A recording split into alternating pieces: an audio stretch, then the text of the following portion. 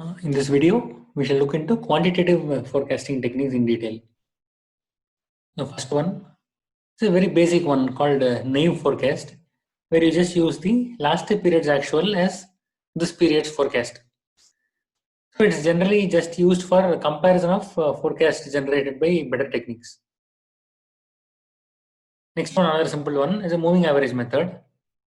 So here the future value of a time series is calculated as average of past n observations, meaning past average of past 10 observations, past 20 or past 100, depending on your data, your scenario. So this method works well when the data does not have a trend or seasonal component.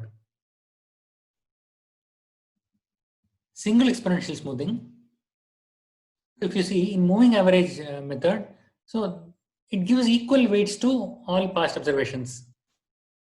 But suppose you want to give differential weights to past observations, meaning you feel your future data is going to be more like my recent data rather than my older data.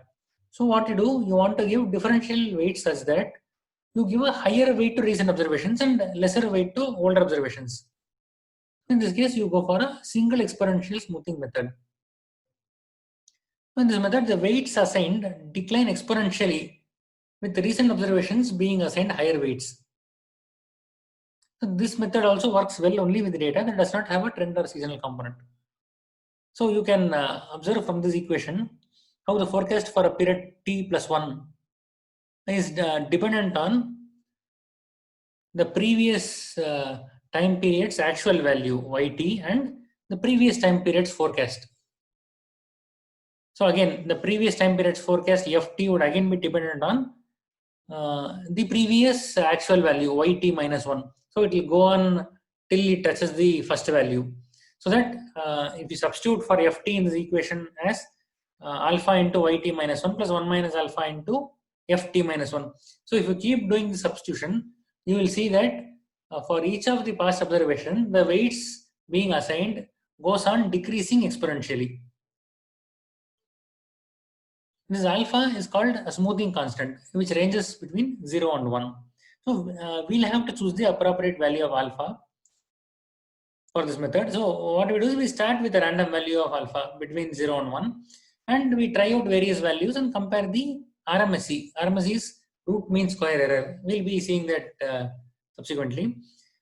We try out various values and compare the RMSE and pick that value of alpha which gives the least RMSE.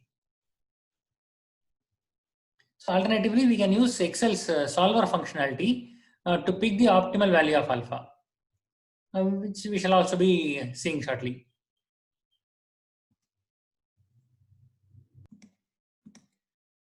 Double exponential smoothing. Now, single exponential smoothing assumes that each value is a function of its past values.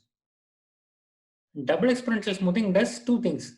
It assumes level of each value to be a function of level of past values and trend of each value to be a function of trend of past values. So thus it accounts for the trend as well, and hence it does well for data which has trend. It is also known as Holt's method. So you can see from the equation, this contains an additional smoothing constant called beta for the trend, and forecast value is computed as the sum of level and trend. So this method also still does not do well when there is seasonality. Okay, as before, we'll have to choose optimal values of alpha and beta to minimize the RMSE.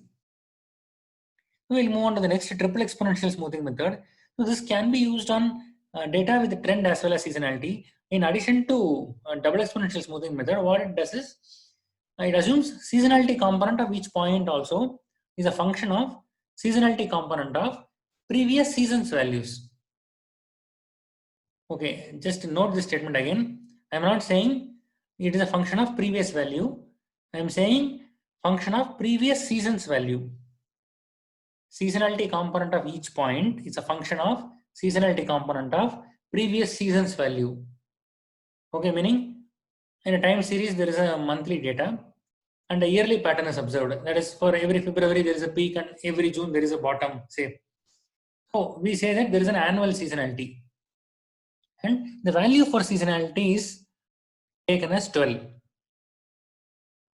So now data for current February is a function of data for all previous Februaries. Data for this June can be predicted as a function of data for all past Junes. This is what I meant by the earlier statement.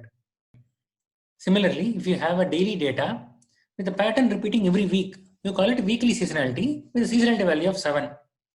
So you take a look at this chart. This gives an exhaustive list of the seasonality value and how you can interpret it.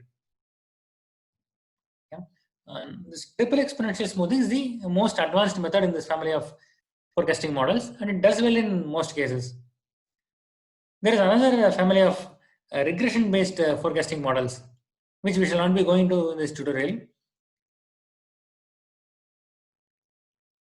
We will shortly see how to plot a time series, how to find seasonality, how to perform forecasting using triple exponential smoothing method, so how to find out the errors. So all these we'll be doing using Excel shortly. Now, let's understand the various error measures. We just talked about RMSE, right? We just look at what other measures of error are available.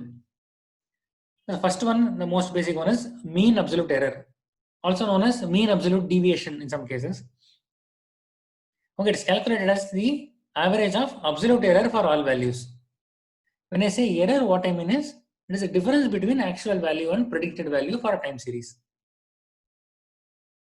So you can observe that this mean absolute error is scale dependent, meaning if your time series values are in the range of say 100 to 999, so you expect your values to be probably a 3-digit number or a 2-digit number. That will be your error values. But if your time series values are 5-digit numbers, the errors also will correspondingly be higher, a 3-digit or 4-digit number, depending on the accuracy of your forecast. So because of this, we cannot compare the accuracy of a forecast of two different time series. That is what I mean by scale dependent. And the next error, the RMSE, it is the probably the most commonly used measure for forecast error. So this is how you compute it. You find out the error, you square the error, and take the mean for the whole set, and then take the square root of the final value. So this is RMSE. Whereas we move on to the next error, MAPE, mean absolute percentage error. So this is similar to MAE, except that the error is expressed in percentage of the actual value. So this measure is independent of scale. So since it is in the percentage, and hence this can be used to compare two different series as well. Only problem with this method is if a value of the time series is 0, the error percentage becomes infinity for that value, and hence you cannot use this measure for such a case. The next one, there is a concept called a tracking signal. Okay, so now assume you have completed your forecast and your actual data for the period that you have forecast have started flowing in. So now you are monitoring how my forecast compares with the actual data. So if you observe continuously that there is a serious difference between your actual and forecast value, you can infer that you have failed to model correctly, or probably that some other event has occurred which is skewing the numbers, in which case you need to rebuild your model. This tracking signal is calculated as the ratio of cumulative error to mean absolute error. If this value is greater than 3.75, it means there is a persistent under forecasting. If it is continuously less than minus 3.75, there is a persistent over forecasting. Okay, in next video we will use Excel to perform various types of forecasting.